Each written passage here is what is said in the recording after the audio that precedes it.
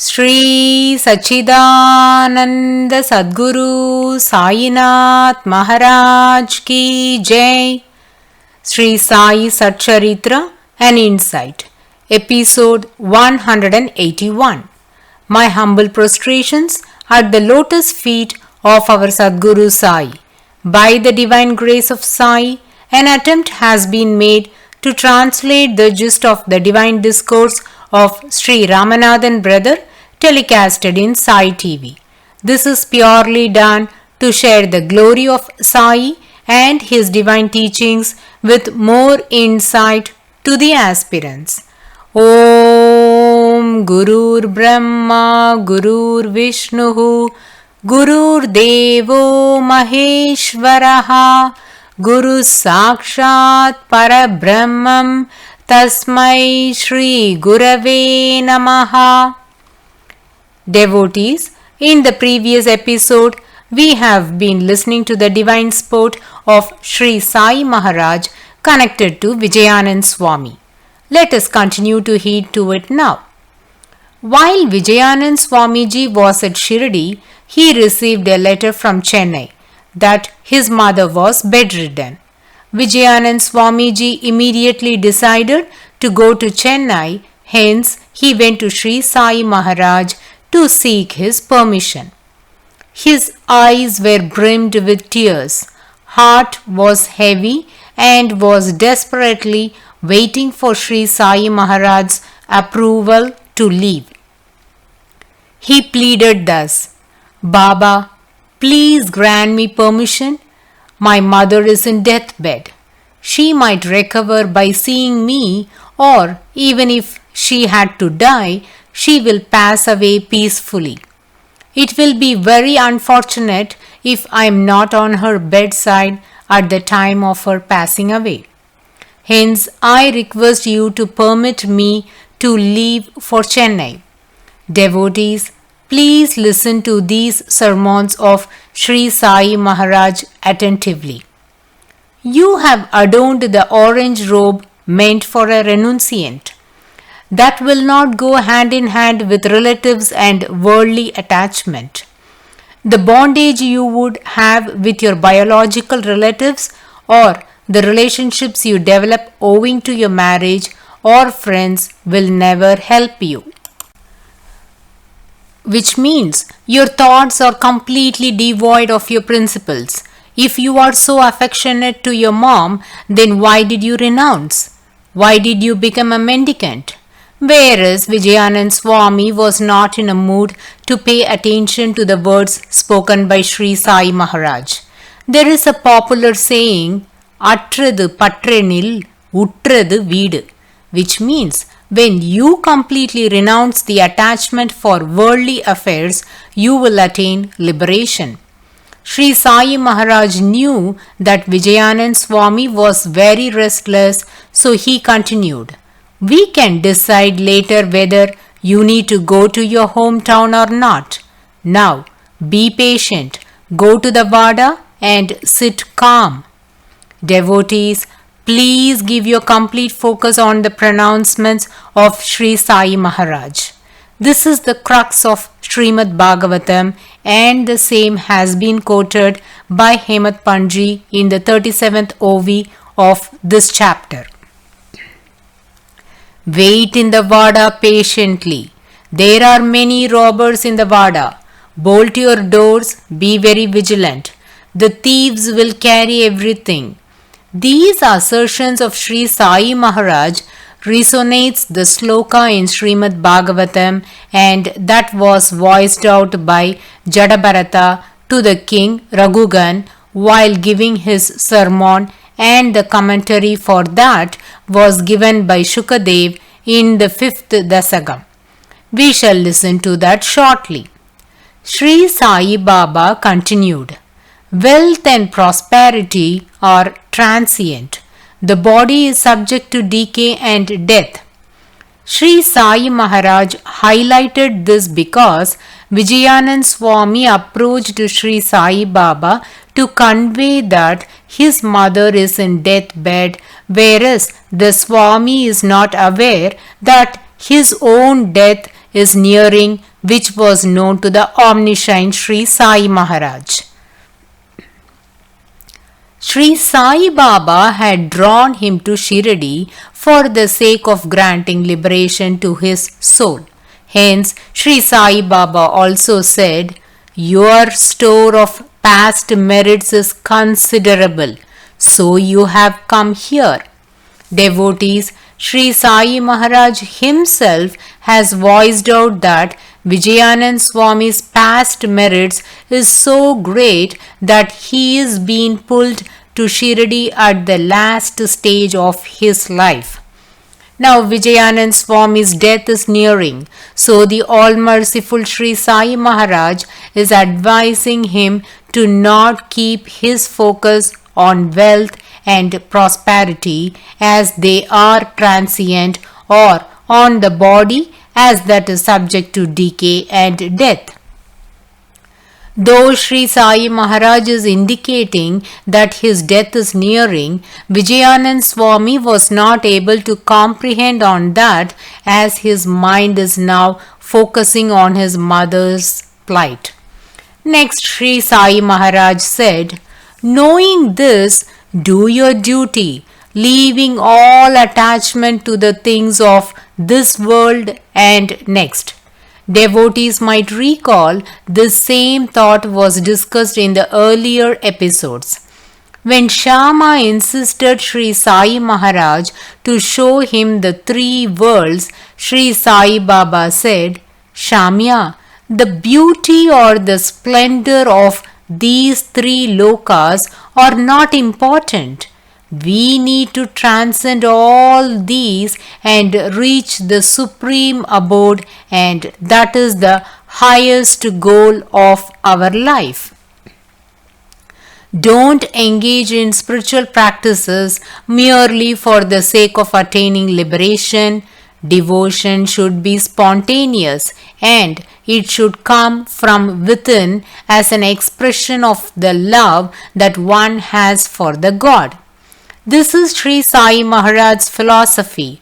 Hence, he insists that to Vijayanand Swami thus, "Do your duty, leaving all attachment to the things of this world and next." Eknath Maharaj has expressed a very beautiful thought in Eknathi Bhagavat, which is, even the Devas are longing to take human birth. We might wonder, what is the need for them to be born as humans on earth? Because we have heard that Devas are residing in heaven. They are immortals as they have consumed the nectar. They possess many powers. Then why they should desire to be born as humans is the doubt. Eknath Maharaj says, when the store of merits is greater, then the soul attains a higher level in the spiritual world and gets the position of a Deva. When their merits are exhausted, then they are pushed to the lower level in the spiritual plane. So the life of the Devas is always facing upside down, that is, facing the earth from heaven, as they might have to fall from their status any moment. Hence, the human birth is something which even the Devas desire for. Therefore, all the spiritual masters collectively emphasize just this one thought. "Aridu aridu manidarai pirattal aridu," which means know the greatness of human birth. Rare is the human birth. Don't ruin it, but be engrossed in the thoughts of the Supreme Lord. Thus, the saints underscore the purpose of human life. The same philosophy is voiced out by Sri Sainath Maharaj to Vijayanand Swami as, "Don't have any bondages. Renunciate everything. Leave all attachment to the things of this world and next. Soul will get liberated if the person would have loving devotion towards the Lord. The all-knowing Sri Sai Maharaj also affirms that the Lord runs and helps him who remembers and meditates on him with love and affection. He who does this and surrenders himself to the feet of Hari will get free from all troubles and attain bliss. Devotees, Sri Sai Maharaj is giving all these assertions out of compassion for Vijayanand Swami, as he is sure that the death of this Swami is not too far. He, the Supreme God, is fully aware of the past, present and future of every being on this earth. As the doctor would choose the medicine most suitable for the patient, similarly, Sri Sai Maharaj, keeping in mind the welfare of Vijayanand Swami, is giving these sermons to him in a most subtle manner at the crucial hour to remind him of the things that he should do at this time of his life that would enable him to attain liberation. Sri Sai Maharaj also said, "You have come to me owing to your good store of past merits. Now listen to me to realize the end of your life." Sri Sai Baba is having such a long conversation with him and urges Vijayanand Swami to utilize the last moment of his life in a fruitive manner to attain the purpose of this precious life. Sri Sai Maharaj said, "Being desireless, begin from tomorrow the study of Bhagavat. Do 3 saptahas, that is 3 reading during 3 weeks consciously. The Lord will be pleased with you and destroy your sorrows, your illusions will vanish and you will get peace." Though Sri Sai Maharaj has been giving all these sermons to Vijayanand Swamiji, whereas he was only worried about his mother's condition. Though Vijayanand Swami is unable to comprehend the fact that this timely advice of Sri Sai Maharaj is for his soul's liberation, the most merciful Lord Sri Sai Maharaj gave the words of wisdom liberally and guided him to read Rama Vijaya with a remark that he should read it with complete attention and ponder on what is being read. This implies Shravanam, Mananam and Nididhyasanam, the spiritual practices to be adhered by an aspirant to attain self-realization. Shravanam means listening to the scriptures that are being read by a spiritual master. If there is none to read, then the aspirant himself must read it. Next comes Mananam, which means recollecting what has been read, and then comes Nididhyasanam, which implies probing deeper into the knowledge that one acquires by way of contemplation and self-inquiry. Sri Sai Maharaj has advised that if Vijayanand Swami would follow these practices, then Sri Hari will be pleased and bestow his grace abundantly.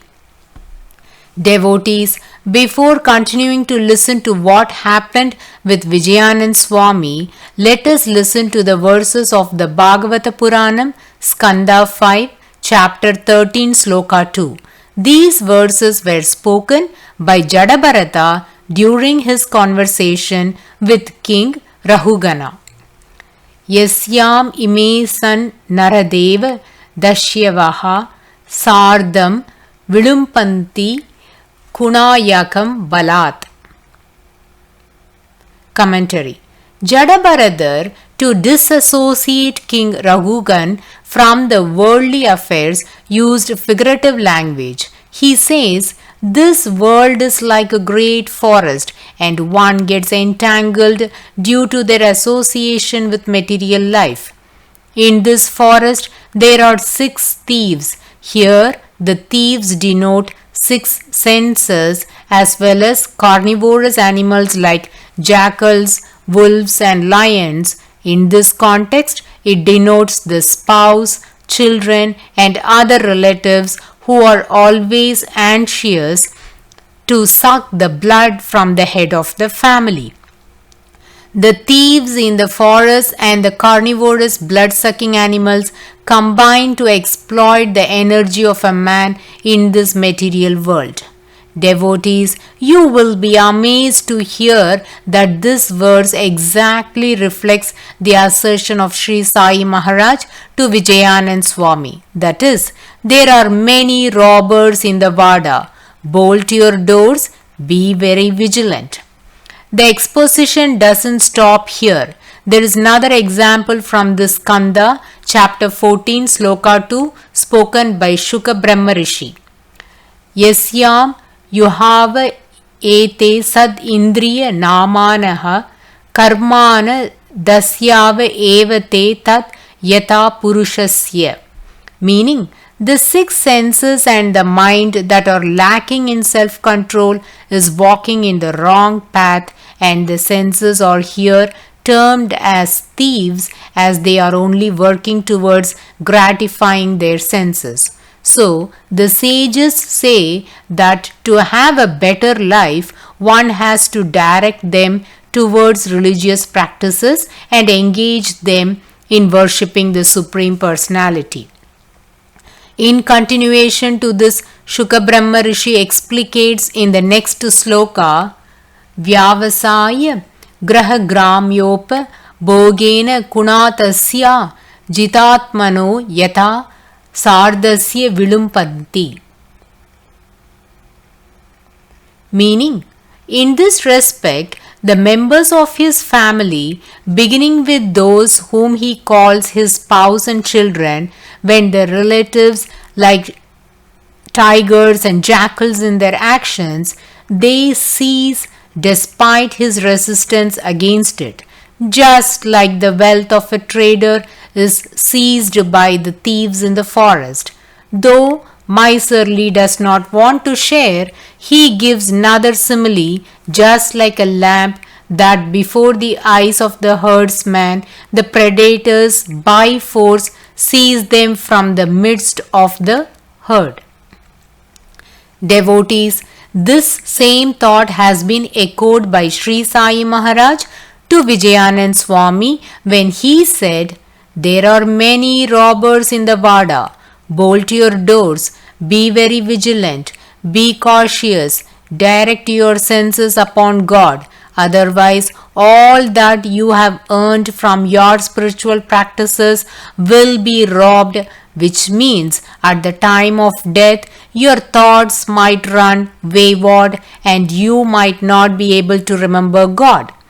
Devotees might wonder if this advice was given by Sri Sai Maharaj only to Vijayanand Swami. No, at another instance, similar instructions were given to Appa Sahib Kulkarni. Once, Appa Sahib Kulkarni approached Sri Sai Maharaj to take his leave after darshan. He was not aware that it is going to be his last darshan, whereas omniscient Sri Sai Maharaj knew that this is going to be their last meeting. Sri Sai Baba spoke thus, "Burglars known as Bilandars have entered this place. You are their primary target. Hence, they will loot the most precious thing from you. So, be cautious." Appa Kulkarni didn't get the gist of this advice. Sri Sai Maharaj used a simile here to warn about the spread of cholera epidemic in Shirdi. Appa Kulkarni will be the first victim to this disease, and this was known to Sri Sai Maharaj. Hence, he alerted him of the forthcoming challenge. Cholera or plague was a fatal disease those years. Hence, it resulted in mass death in the places affected by these pandemics. Whereas Appa Kulkarni couldn't relate Sri Sai Maharaj's warnings to the pandemic. Kulkarni is the post given to the village official who maintains the accounts of the cultivators for the government and for public records. They collect the tax money from the villagers and hand it over to the government.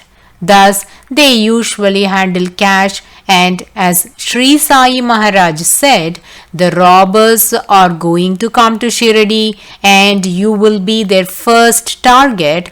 Appa Sahib immediately got worried as he has collected lot of money from the villagers and kept in the Chavadi, which is the village office.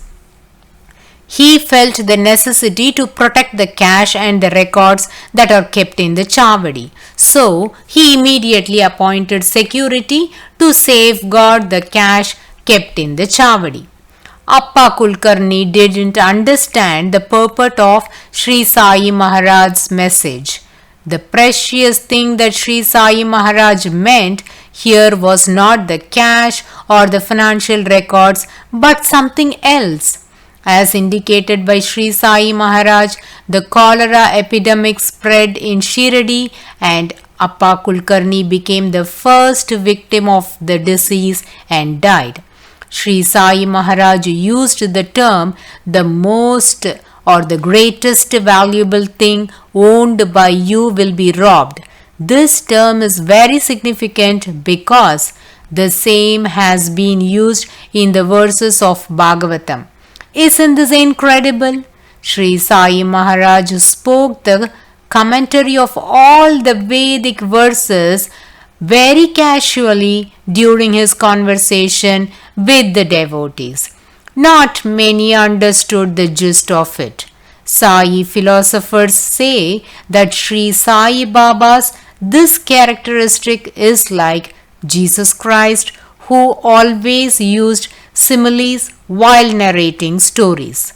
Devotees, there are more astounding facts and unfathomable leelas of Sri Sai which we shall heed in the coming episode.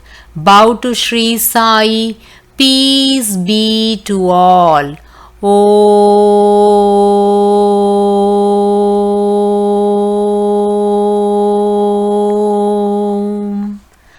Sai Ram.